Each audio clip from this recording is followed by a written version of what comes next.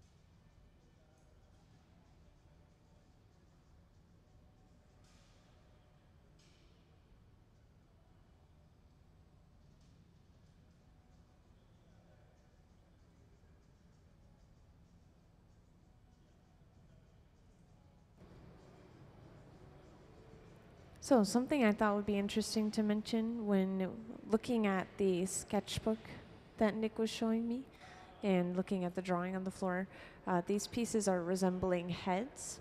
You kind of see that shape, and then he was talking about the objects on the side as like earmuffs or headphones on the head. So you could keep that picture in mind as we make this piece.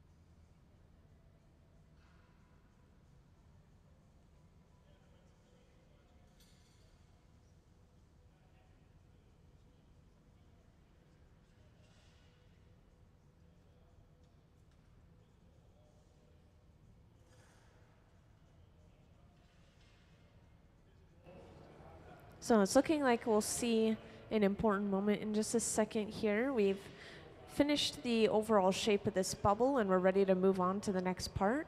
So what we have to do is we will bring over another pipe with a little bit of clear glass as a connection or an attachment. We'll connect this to the end of the bubble. It's usually just right in the center of the bottom of whatever piece we're working on. And then we will break this entire piece off of the pipe that we blew it on.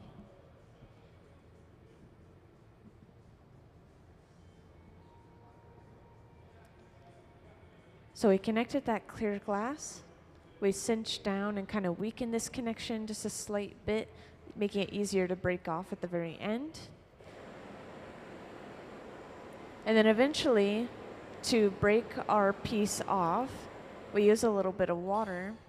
That water will thermally shock and crack that connection enough so that when we tap the pipe, it sends a little vibration and just pops the piece right off.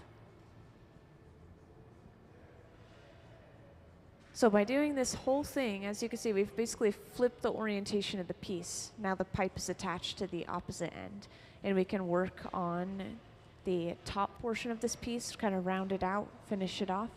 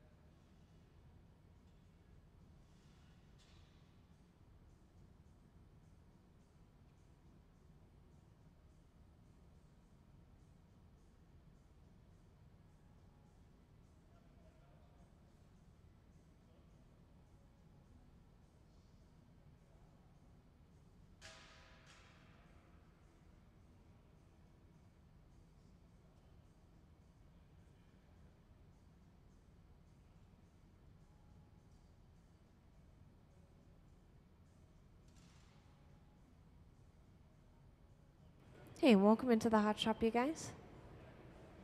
I'll give an introduction as to who's here and what we're seeing going on. So we have a visiting artist in the Hot Shop today, Nick Mount, and he's going to be here for a full residency. So he started on Wednesday and will go all the way through tomorrow, working on a variety of pieces, which we have a couple of examples right here on the front table, luckily. You can kind of get an idea of what this will look like when it's finished. And this piece that we're working on now is actually sketched on the floor. So this is the final shape. And this section that we're working on now is representing a head, kind of the shape of a head. And these objects on the side of the piece are kind of like headphones or earmuffs, which we, again, have on some of these pieces on the front table as well. And let's see our visiting artist work up on the screen, please. Thank you. So this will give you even more ideas of what our visiting artist is capable of. These are some finished pieces of his, as well as some sketches for the residency here at the Museum of Glass.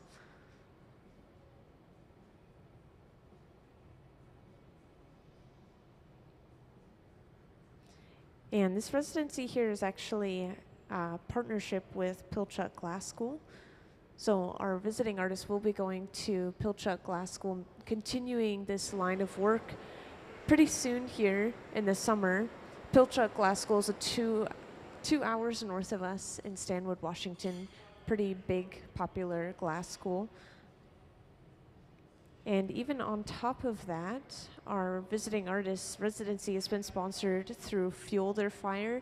And this is something that we see every once in a while where an individual or individuals will specifically support a visiting artist that comes through.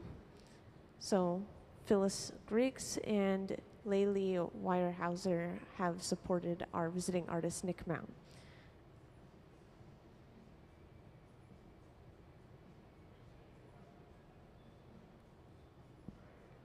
Now, our visiting artist is a very important person in the glass blowing community. He was the one who made a significant contribution to the development of Studio Glass in Australia. He started his own studio there a while ago. I think he started working with glass in the 70s, and he has a lot of work that he's created over the years. He's collaborated with many other artists, and he's also brought other artists up by kind of mentoring them.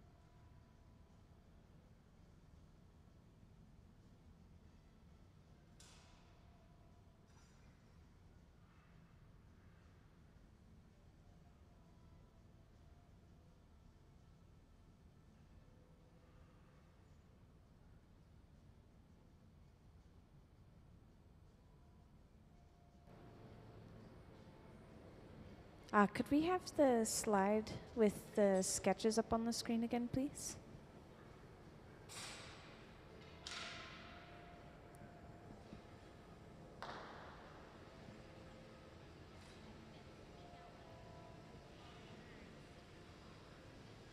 Thank you.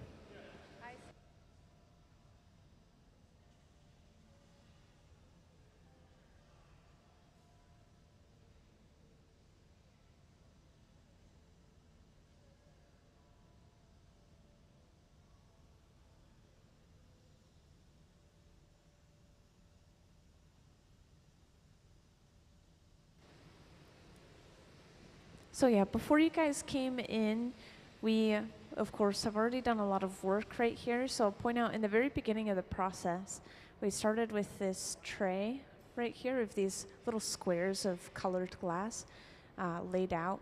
We heated a tray of this up and then basically rolled it up on the end of a pipe, and that turned into essentially a cylinder, which we closed the end off of and turned into a bubble. So a little bit of a complicated process, but that's the very beginning. And that color is rich enough that it can be blown out pretty far and it'll maintain its shape, it'll maintain its color. I'm sure if we blew it out enough, it could thin out, but we have very rich color that we're working with. And we have blown this bubble out. And just before you guys came in, we had it attached to a blowpipe on the far end that we've been working on.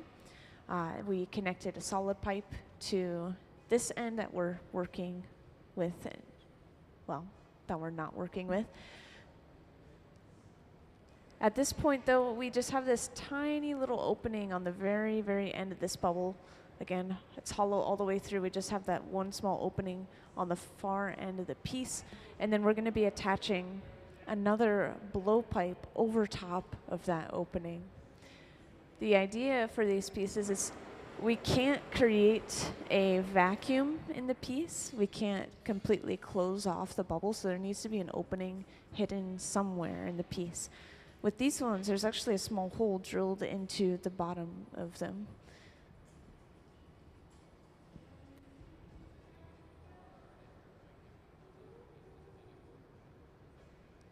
So when you create a vacuum inside of a piece of glass, it can apparently implode on itself. And I think that this is mostly just seen when you heat up the glass and it's completely closed off, then it'll start to kind of like suck in on itself. And there's no way you can reinflate it because it's completely closed off. So we always try to keep just one small opening somewhere.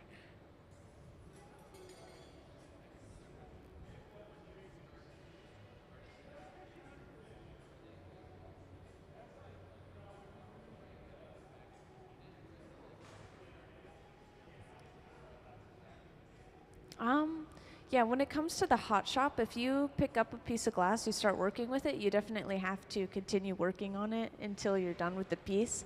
And then you put the piece away inside of these boxes that we have on our walls and in the front of the hot shop. And those cool the glass down really, really slowly for usually about 12 hours or so to prevent thermal shock. So that is specifically the part of the process that allows the glass to even exist. If we cooled it down too quickly, it would just break. And what was I thinking?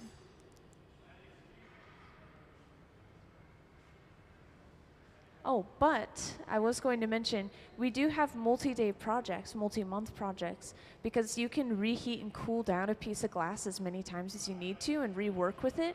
It doesn't really mess with the quality of the glass or anything. You just have to cool it and heat it really slowly through that process. Yes, each time, yeah.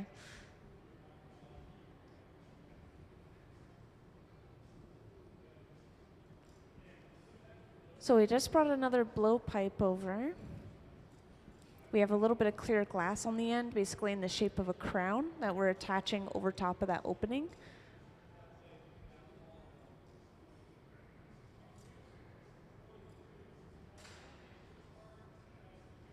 And again, just kind of weakening this connection, we'll cinch down.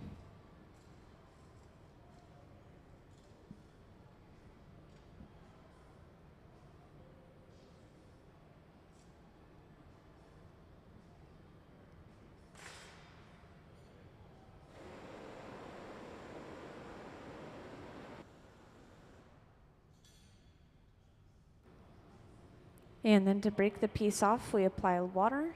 That thermally shocks and cracks the glass. And then just tap the pipe.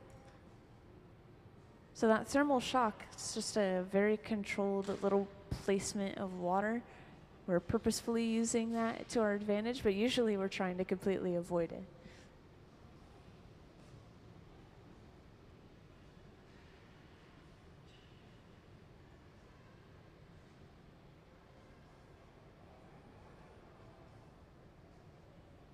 So now the top half of our piece is almost completely done. I think we'll just clean up that end that was attached to the pipe, and then we'll be able to work on the second half and then eventually bring the two together.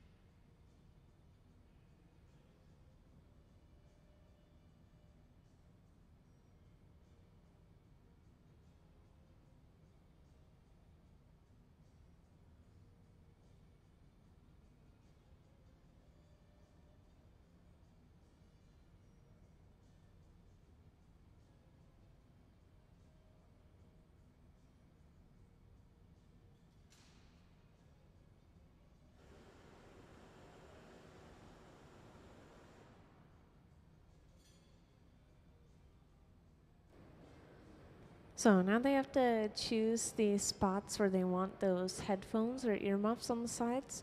So they will actually drill a small hole before they place each of those pieces of blown glass on.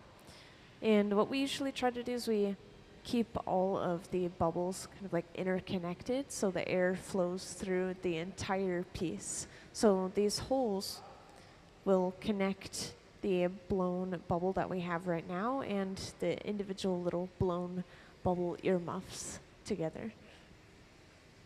And to drill these holes, this is what you missed when you guys joined in a little bit later. We create the hole by heating up a drill bit and actually just pushing it, melting it into the glass.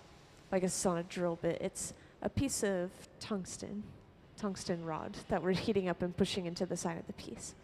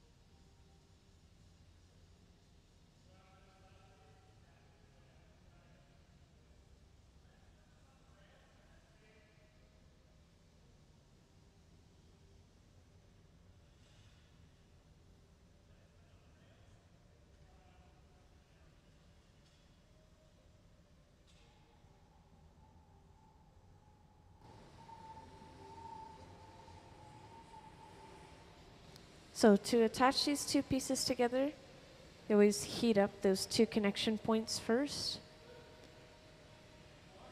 And this is a very hands-on way of attaching a piece of glass. Just using two Kevlar gloves to push the pieces together.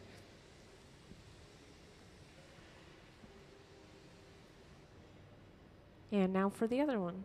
So we'll do that same process, drilling a hole into the side, heating up a section of it, and then pushing the two together. And I've just realized that I haven't pointed out this box yet right here. So this is the garage. This is where we're getting all of those little blown pieces. They were made beforehand, maybe yesterday, maybe sometime earlier. And we're just preheating them to 1,000 degrees Fahrenheit here. And that's warm enough that we can take it and we can actually start working with it in the hot shop. But not so hot that it starts to melt and move and change shape in the box. Just barely warm enough.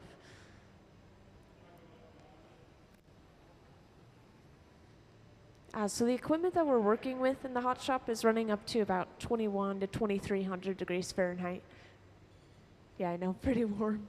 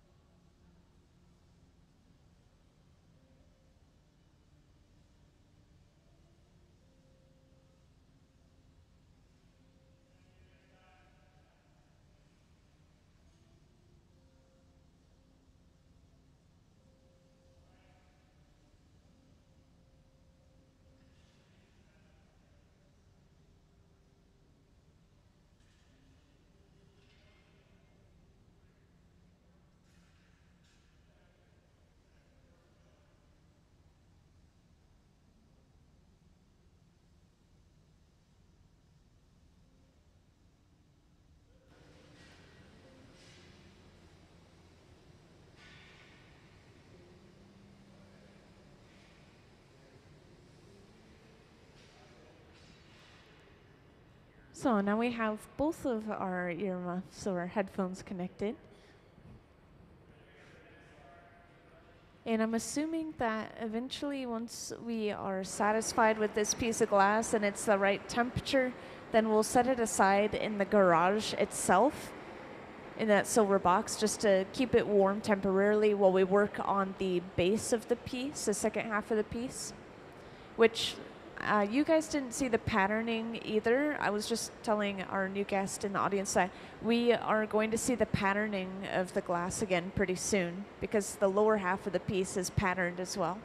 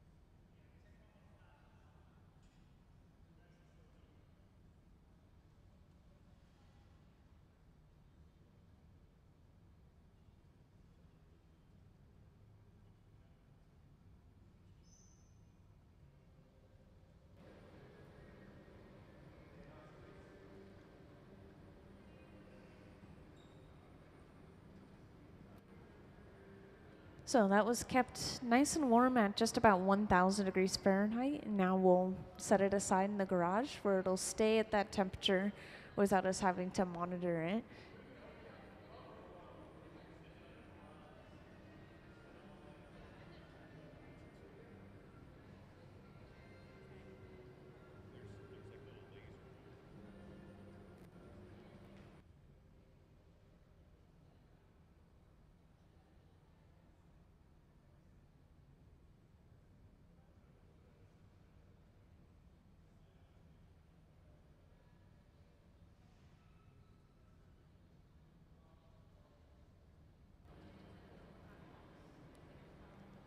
So it looks like instead of starting with the tray of the little squares like we did this morning, it looks like we just already have a start with that pattern that we'll just start from.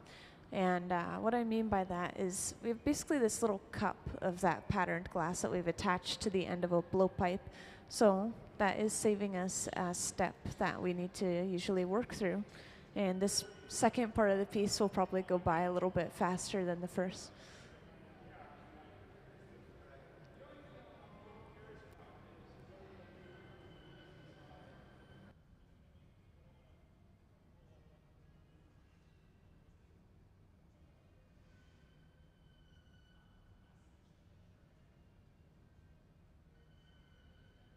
So we have a view of the left bench now up on the screen, where we have that patterned cup of glass.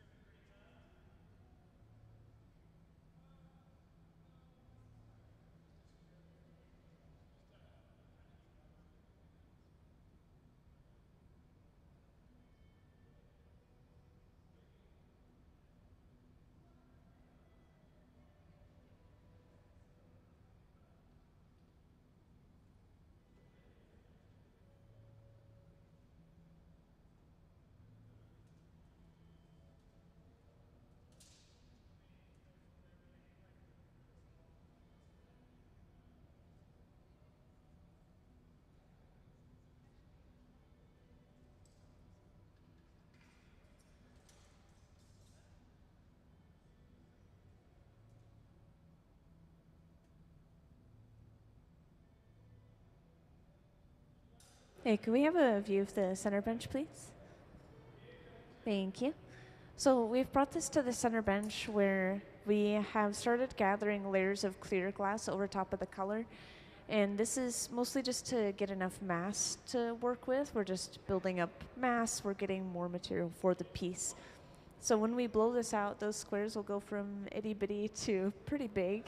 It manages to keep its pattern pretty well because these squares are made of pure colored glass through and through. It's just solid colored glass. And I'm wondering, oh, actually, here's my little example. We have something called color bar, which are these solid pieces of colored glass. This is just a small section right here, but we get them shipped in these pretty long bars sometimes. So they probably started with something like this. They melted it down, they shaped it into like a big square cube, and then they stretched it out and then cut up all these little pieces. That's how they get the same exact size and shape for so many of these little pieces, is they pull one long rod of it and then section it off.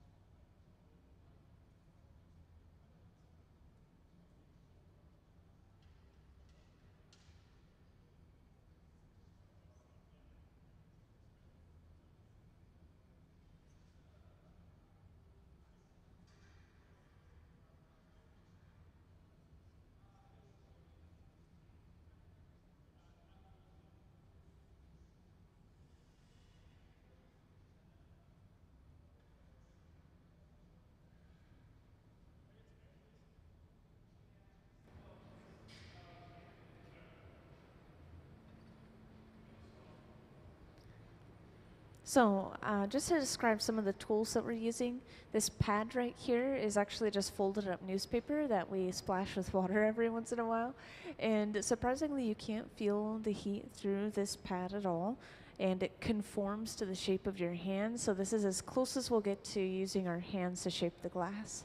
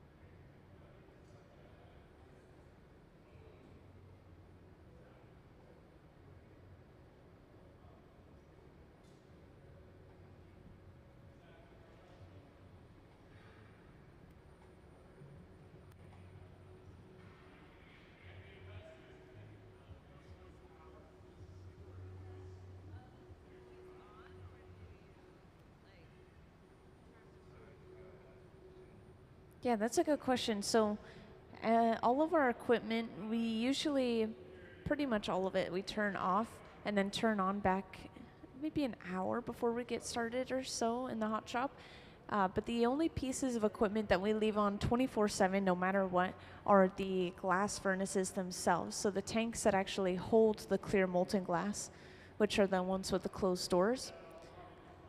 And you'll see us go into that one pretty soon, actually. But yeah, it has a crucible of molten glass in the base of it, and we want it to consistently stay the same temperature and texture, so we just leave it running. But everything else, we turn off and then bring back up.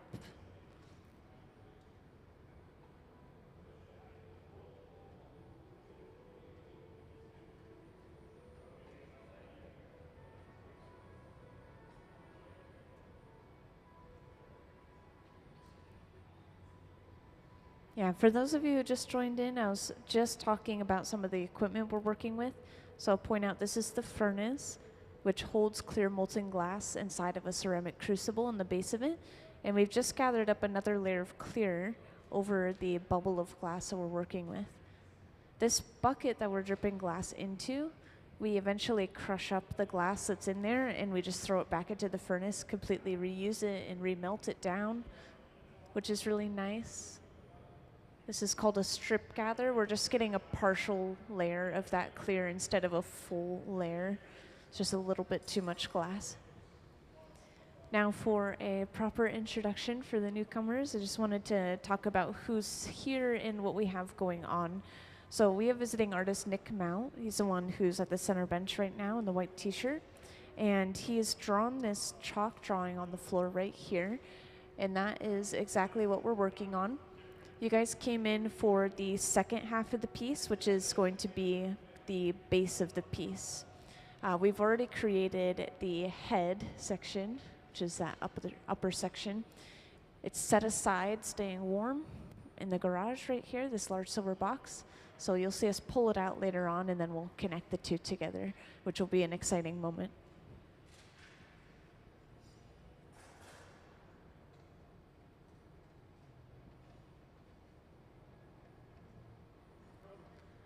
And could I have our visiting artist slideshow on the screen, please?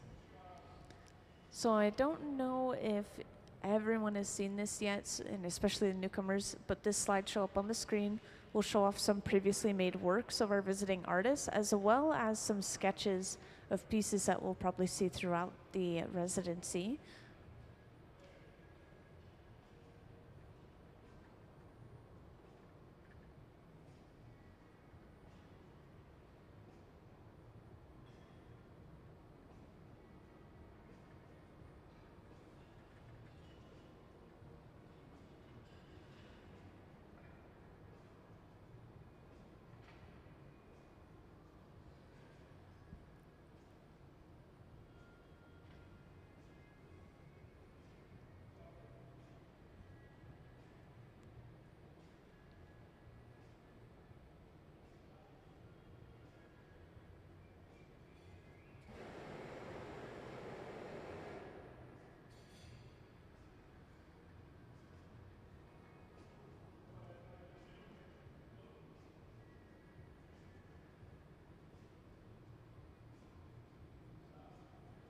Yeah, our visiting artist is an internationally renowned glass artist who started working with glass in the early 70s and then actually developed or established a glass studio in, well, specifically Victoria, but in Australia.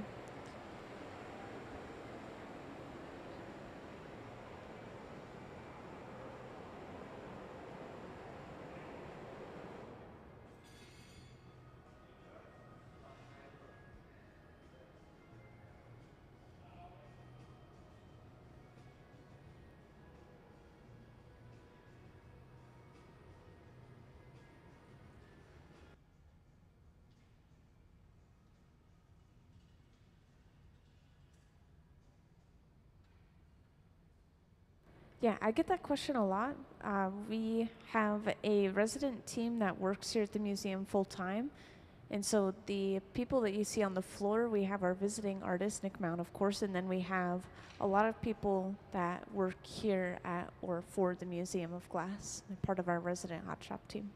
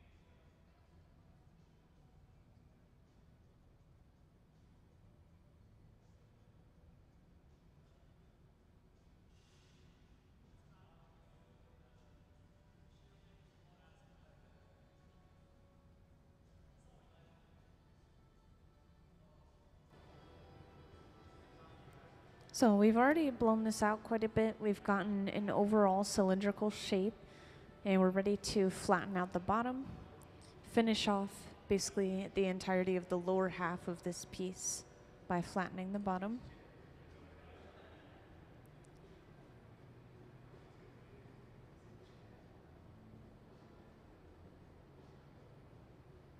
And this is exactly when we need at least 3 people for one project.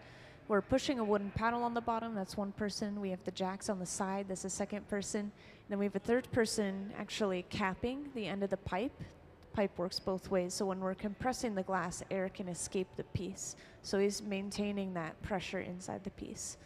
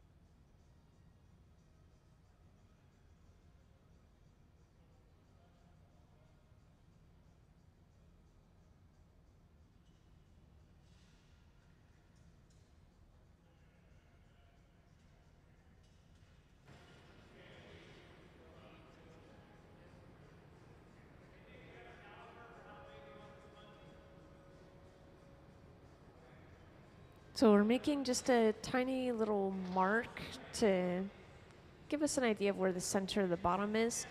And we're just about to see them get a hole into the bottom of the piece. Again, all of these finished pieces that we have on the table right here in the front, they have a small hole basically hidden in the bottom of the piece. We use a tungsten rod and we just heat up the end of it and then drill and push it into the bottom, melting a hole into the bottom.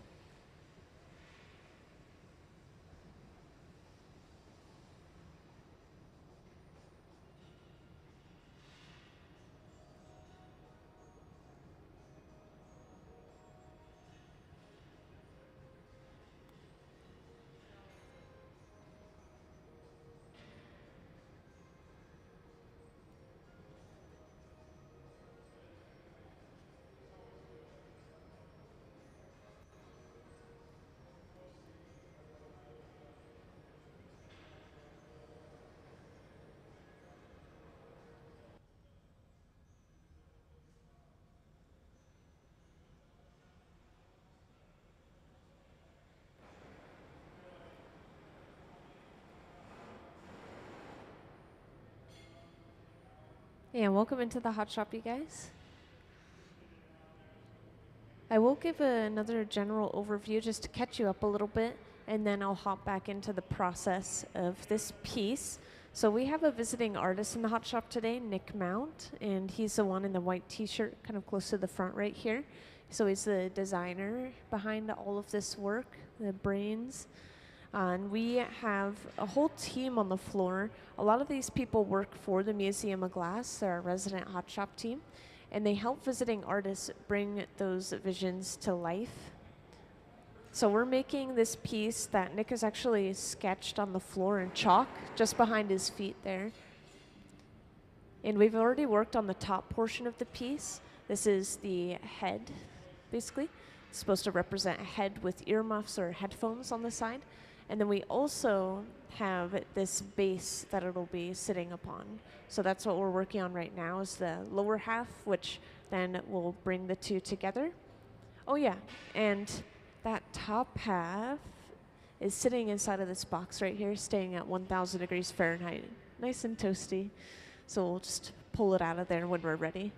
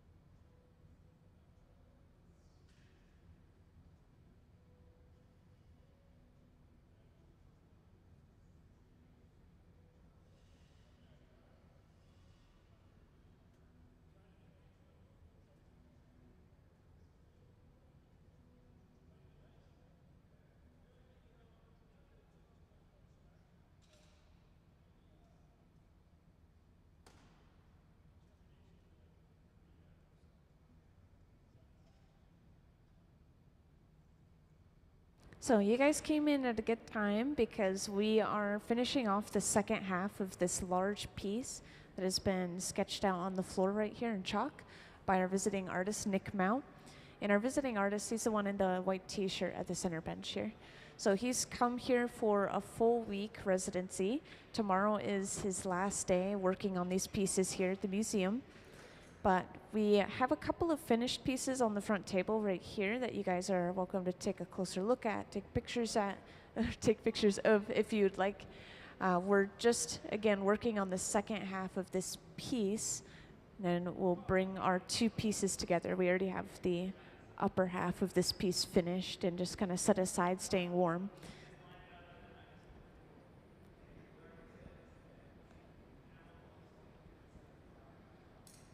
So we have completely closed off the end of this bubble at this point.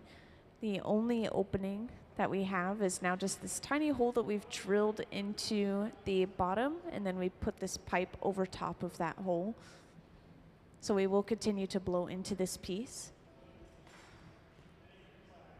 And could I have our visiting artist slideshow on the screen, please?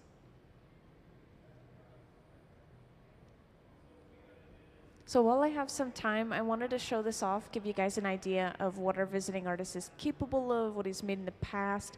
And this also shows off some sketches of what he'll be working on during this residency.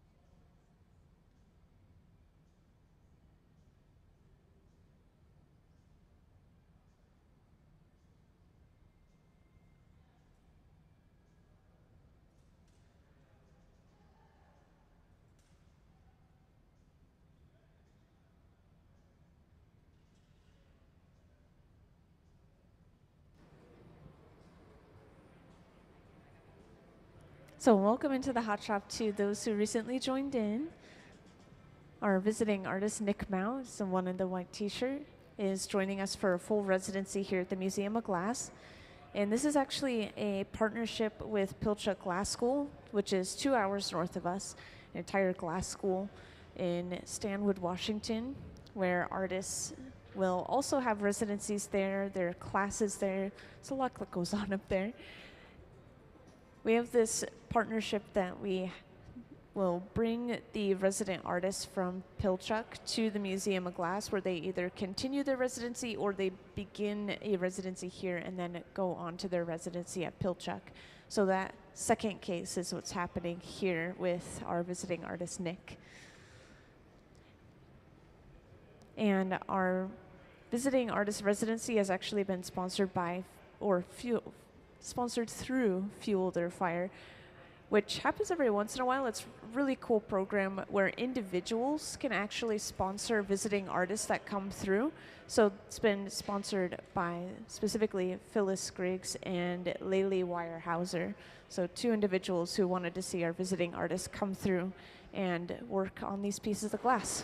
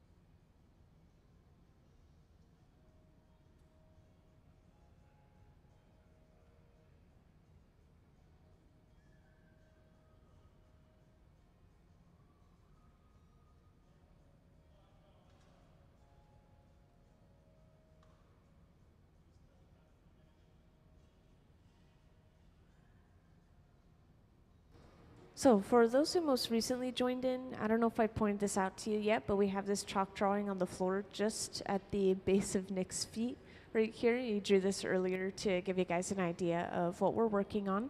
So this is the final, I think it's even accurate scale-wise, final scale, final shape that we're going for this piece.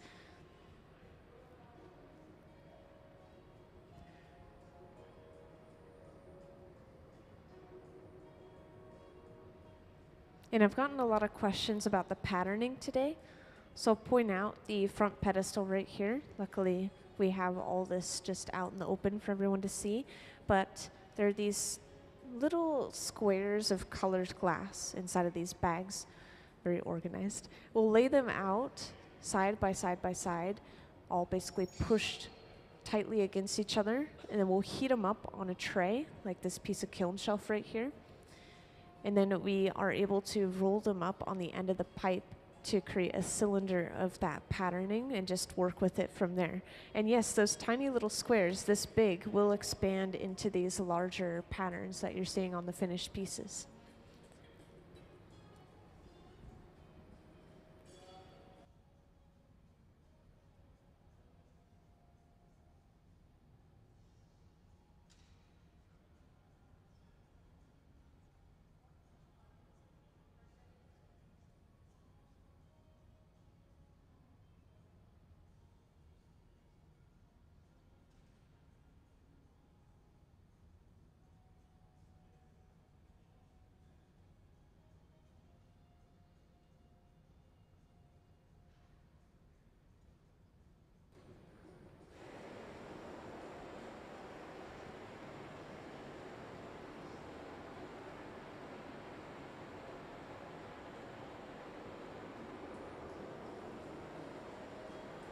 And for those who didn't hear my short explanation earlier, we have the first half of the piece sitting in this garage, which is this large silver box right here.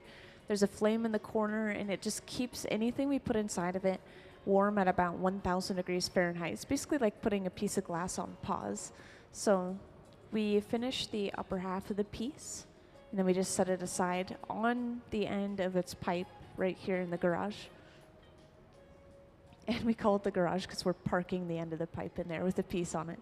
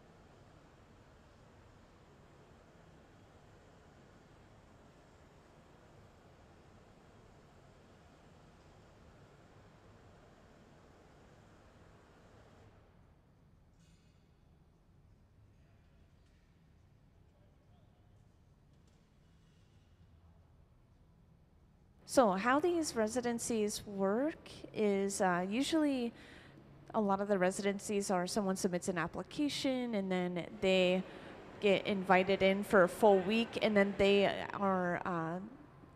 agree to give a piece to the museum, and then they keep and do whatever else they want with their pieces. But since this is sponsored by Fielder Fire and individuals specifically through Fielder Fire, one of the pieces goes to the sponsor, and one of the pieces stays at the museum, and then the rest go to the artist. And yeah, they do so many different things with those resulting pieces. A lot of artists will put their pieces in specific shows or museums or displays, and then every once in a while there will be specific destinations that they already have, such as a commission piece.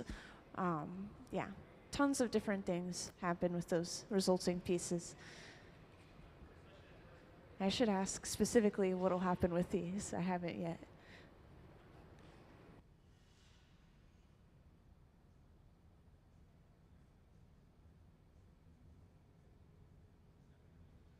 And there's our first piece. So this is just a little size check. We're not quite connecting them yet. To connect the two together, we have to start using this really hot handheld torch right here. We're gonna superheat those two connection points, and then we'll be able to stick them together. They'll basically be fused together from how hot those connections are. This little torch here can get up to about 5,000 degrees Fahrenheit, which makes it the hottest item in the hot shop. I know you guys were already surprised by 1,000 degrees Fahrenheit earlier, but 5,000. Yeah, pretty hot.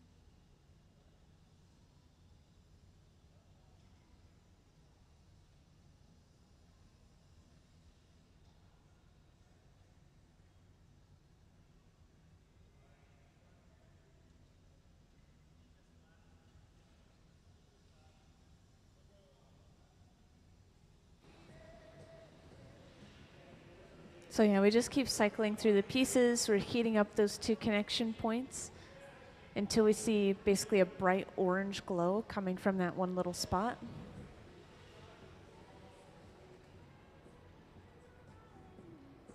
And we have to keep heating up the entire pieces overall as well. I guess I haven't pointed this out in a while, but this is called flashing. We're heating up the whole thing to make sure it stays at about 1,000 degrees Fahrenheit to prevent breaking from thermal shock. And then once we're ready, we'll bring our two pieces together.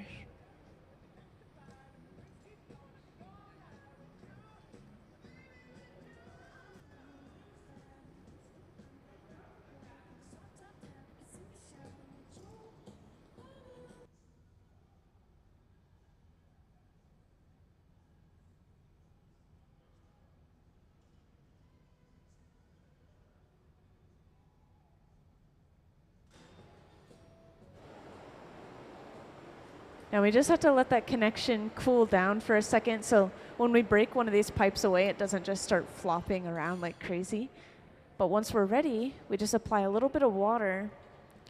That water will thermally shock and crack that connection, and then with the tap of the pipe, that should just pop right off. So there, we have our two pieces connected together.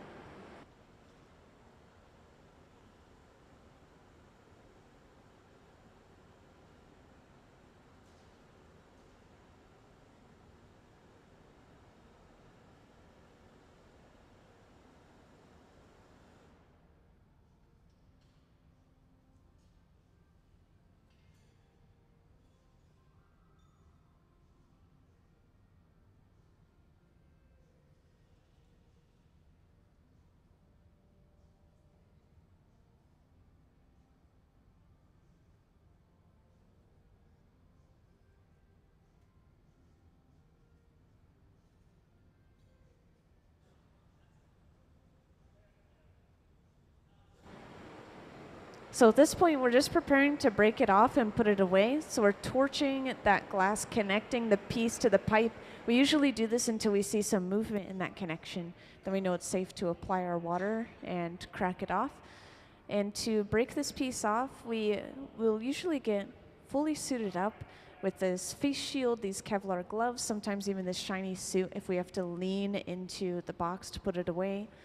But yeah, we have to go inside of the annealer, this large black box on our far wall that's sitting at 900 degrees Fahrenheit, and it's going to hold the glass warm at that temperature and then eventually slowly cool it down for about 12 hours.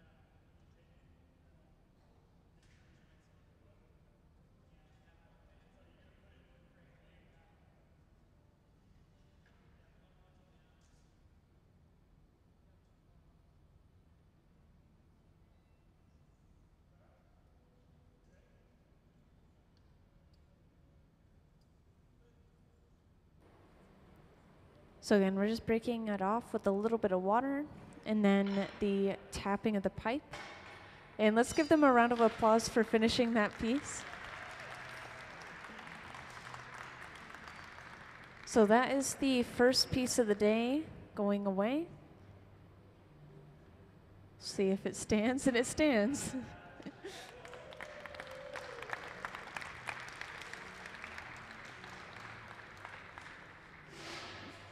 Thank you, everyone. You all got to see the first piece finished.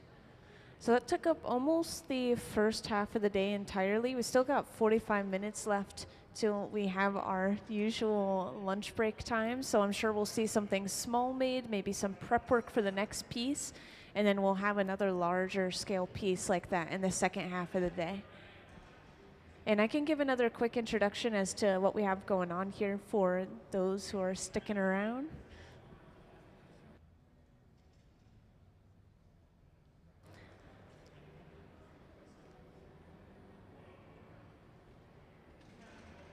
So welcome into the Hot Shop to those who just joined in. We have a visiting artist, Nick Mount. He's the one in the white t-shirt right here at the center bench. Everyone else on the floor is working, supporting, and bringing these visions of his to life. They're our full-time Hot Shop team. They work for the museum. And we're seeing some pieces like this on the front table here made, and also, of course, that one that we just finished inside of the box now, cooling down. So there's some really good examples of the final products. But we also have a slideshow showing off some previous works of Nick's, which we'll put up on the screen now. And this also has some examples, some sketches that he's made to give you an idea of what the future pieces will look like throughout the residency.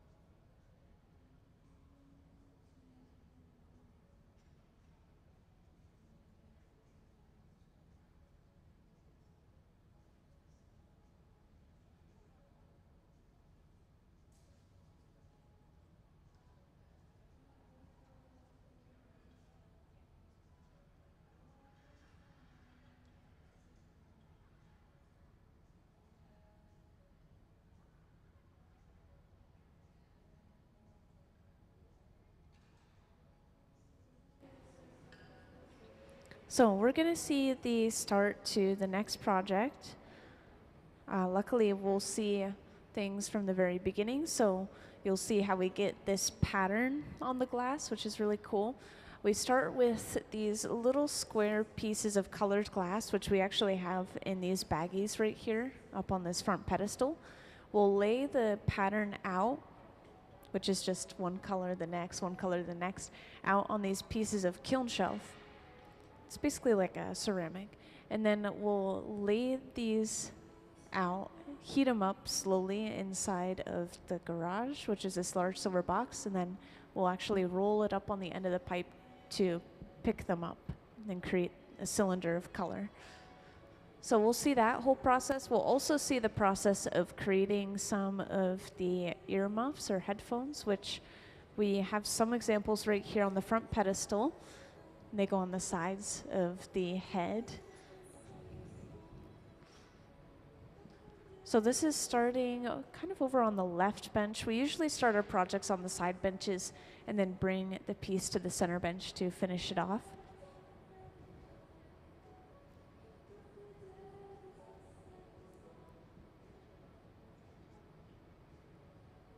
It looks like Nick is drawing out the next piece as well.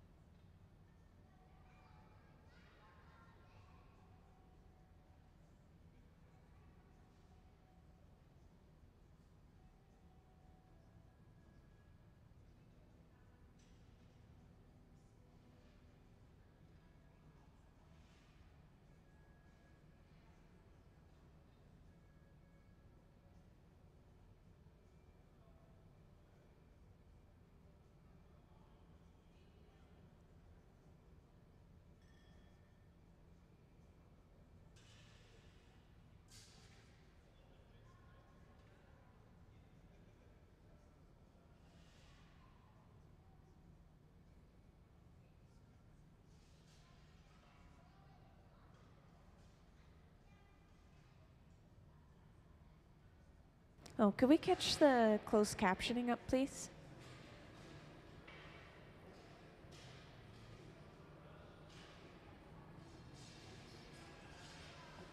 Testing. Nice. I was just making sure the closed captioning was caught up to current me. So for those who recently joined in, We're going to be working over on the left bench for a moment, but we're getting started on our next piece, which we'll see finished in the second half of the day. We have visiting artist Nick Mount, who's the one in the white t-shirt on the hot shop floor. And we're going to see this piece sketched on the floor made next. Sketched on the floor in chalk.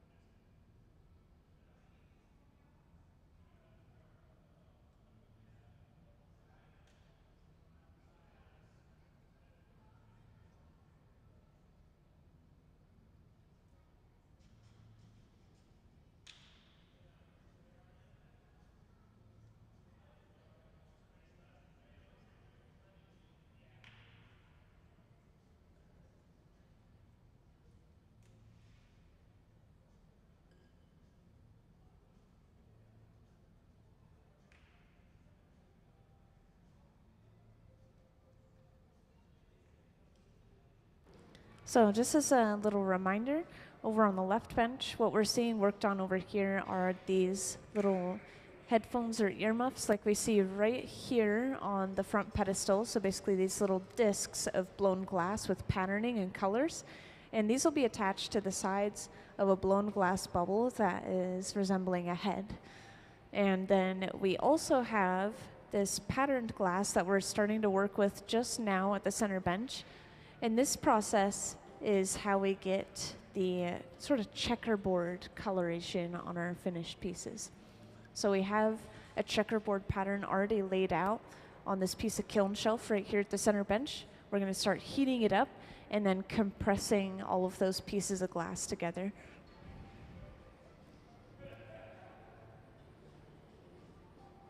Also, feel free to ask any questions that you guys have. Just grab my attention and I'll head right over. Because I know you've all joined in at different points in time. You have different information.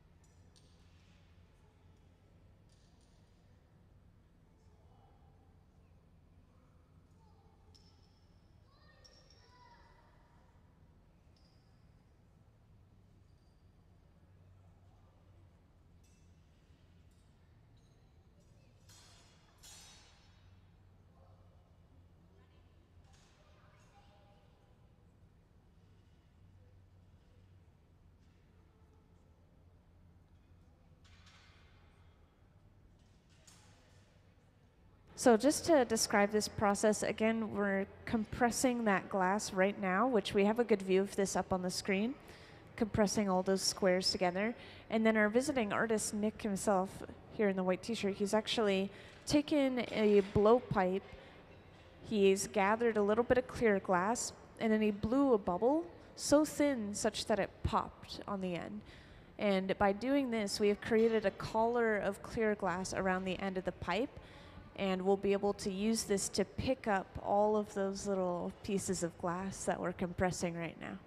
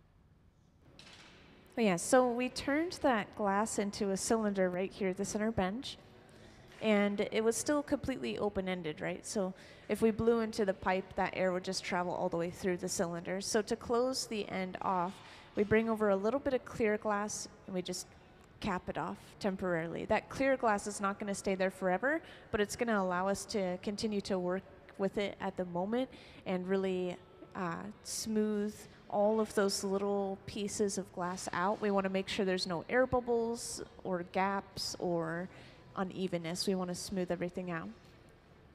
And we're still continuing those little earmuffs over on the left bench, I would assume, which when we finish those individual pieces of glass, we'll just break them off and set them aside in the garage. This silver box right here will keep them warm at 1,000 degrees Fahrenheit, basically like putting a piece on pause.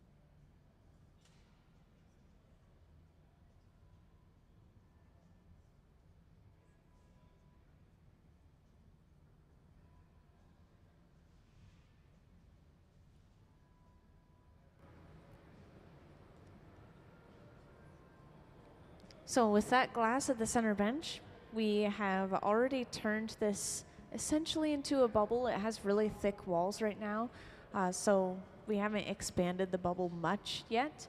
And we're waiting for it to cool down a bit, but we will start gathering layers of clear over top of that pattern pretty soon, building up some mass to work with for the piece. At least I believe that's what we'll see next. Still have a good 20 minutes.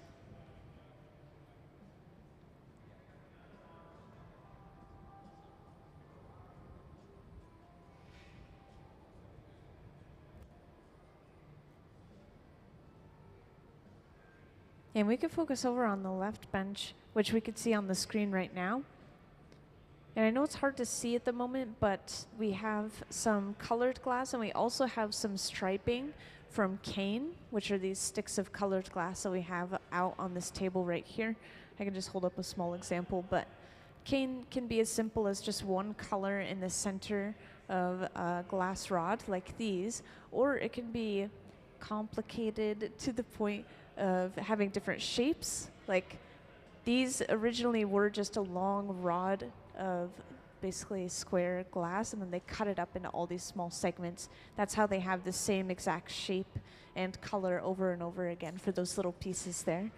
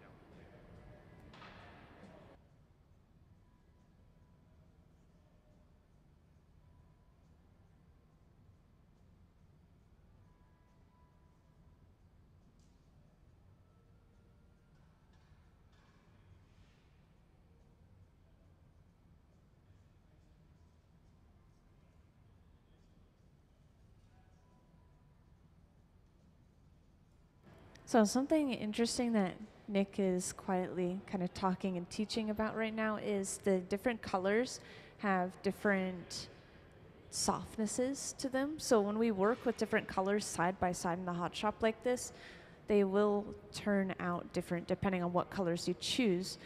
So the white glass is usually a pretty hard glass. Black glass is really, really soft. So if you have black and white side by side and you try to blow it out, the black is going to blow out first, it's going to melt first and move first. So you have to be careful which colors you choose and how you use them.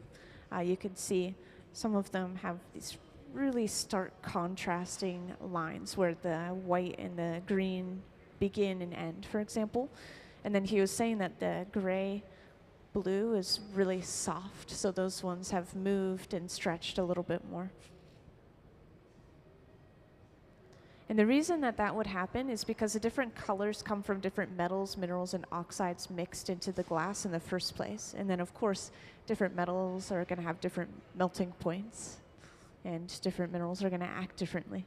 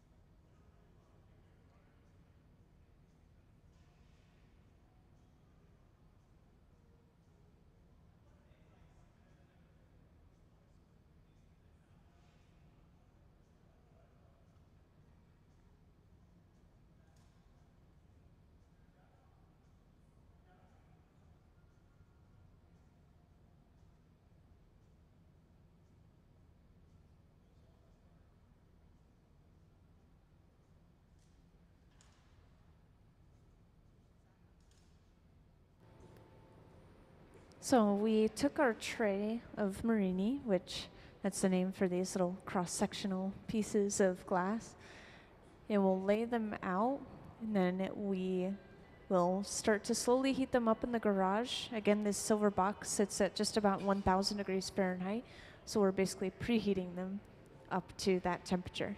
And then it's safe to take them out and start heating them up further at our benches.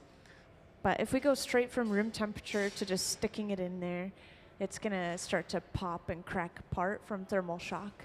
Because thermal shock works both ways. You can heat up something too quickly and it'll break, and you could cool something down too quickly and it'll break.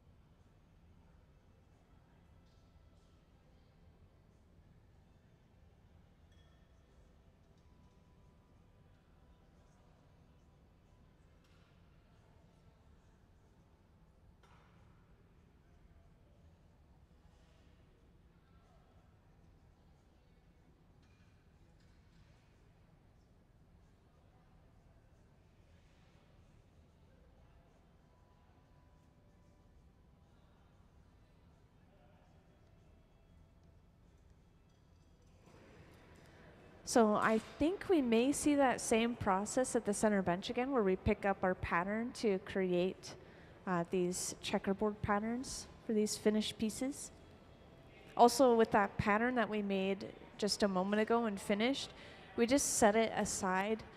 We just put the entire end of the pipe in this box to keep the entire piece of glass warm and the end of the pipe warm. So we'll be able to just pull that out later on and continue to work with it. Now, just a little reminder, if you haven't seen it before, this is where we get our glass. So this glass furnace sits at about 2,100 degrees Fahrenheit consistently. And we use this to gather up one small bit of clear, which we blow a bubble into, and then stick it back into the furnace to pop the bubble. And by doing this, we now have a collar of clear glass around the end of the pipe. When we blow into the pipe, it's just going to pass all the way through. It's not going to get stopped by a bubble. And we'll use this to pick up our patterning.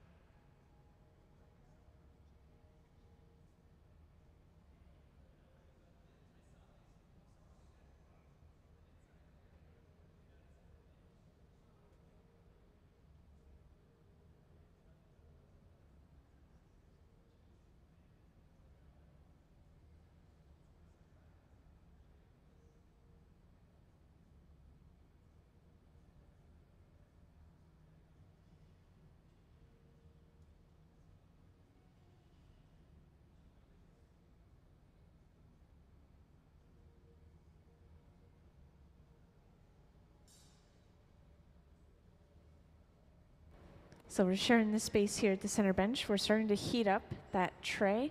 Has all the little squares. What we'll do is we'll heat this up and then rotate the tray and then heat up the entire thing again to get an even heat, and then we'll eventually start compressing all of these pieces of glass together.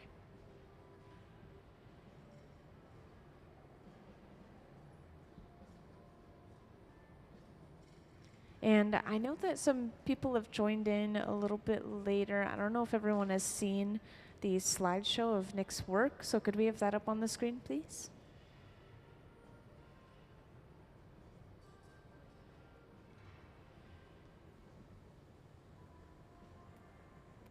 Can we have our visiting artist slideshow on the screen, please? Thank you. So that's up on the screen now. This will show off some of his previously made works, such as these, and also some sketches of pieces that we may see made throughout the residency.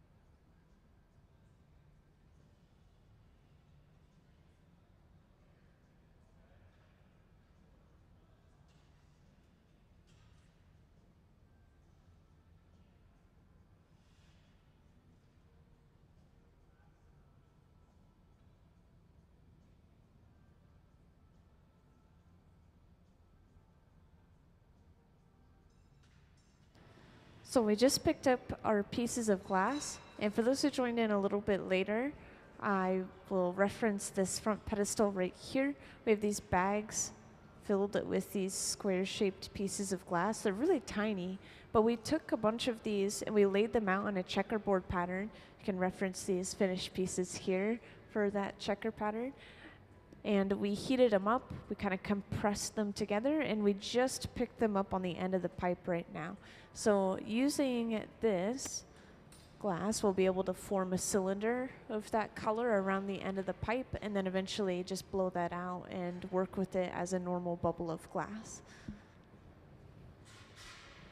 It's a pretty complex technique, and a lot of this work requires multiple people. It's important to have a team. So one person is like heating up that tray, and then another person has the pipe ready to pick it up. We have to keep everything hot at the same time, and then we just go for it.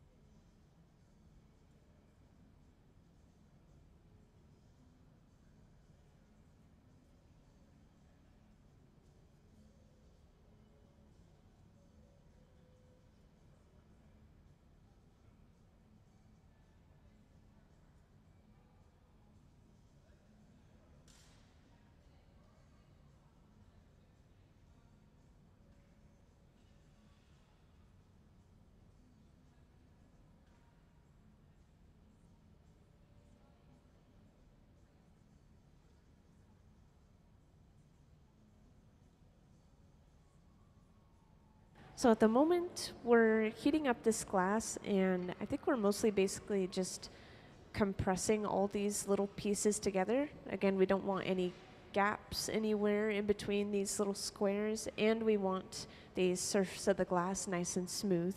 So we're using the jacks, these two metal blades, just contouring the glass to the shape of the blades. Every once in a while, we're using this large metal table called the Marver. And this is actually a thick slab of stainless steel. Sometimes we'll use it to purposefully cool the glass. When we roll the glass over it, it kind of sucks heat out of the piece.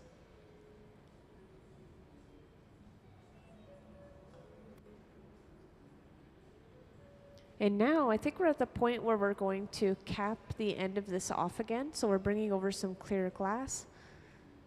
Because right now, again, we just have a cylinder on the end of this pipe. If we blow air into the pipe right now, it would just pass all the way through and out the end of the cylinder. To make it a bubble, we have to close the end off. And this is done in a couple of ways. The way that we've been doing it for these pieces is we just pick up a little cookie of clear glass to close off the end.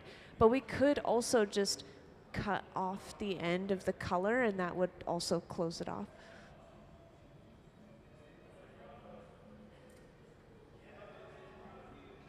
So there we go, we've closed it off.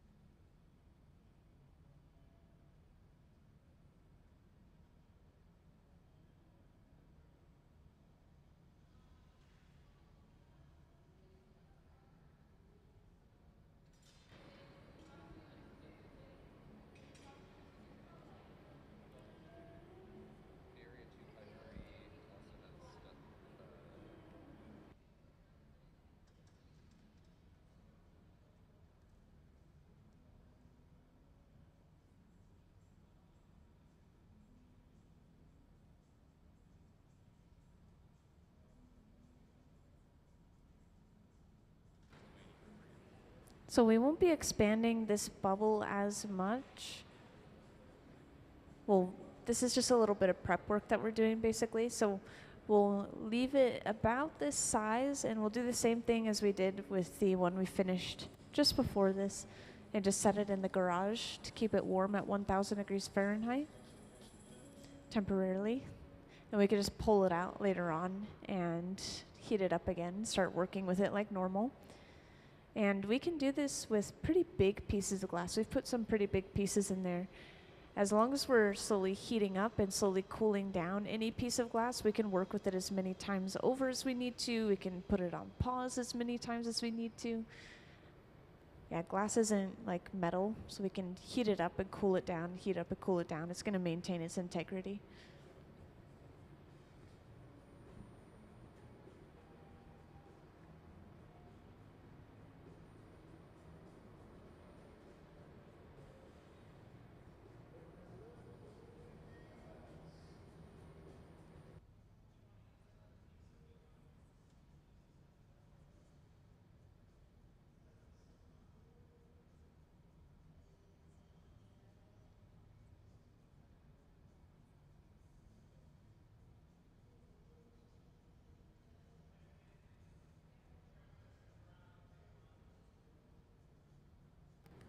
Yeah, you guys have bad timing. We're gonna take our lunch now. I know. It's too bad. Okay, so we just finished creating a pattern. I'll just describe real quick for you guys. A pattern like checkerboard right here. And we just took it and set it aside in the garage, that silver box right there, to keep it warm. And then when we come back from our lunch break in an hour, we'll heat this up and we'll actually blow it out into the piece that you see sketched on the floor right here. So that's our plan.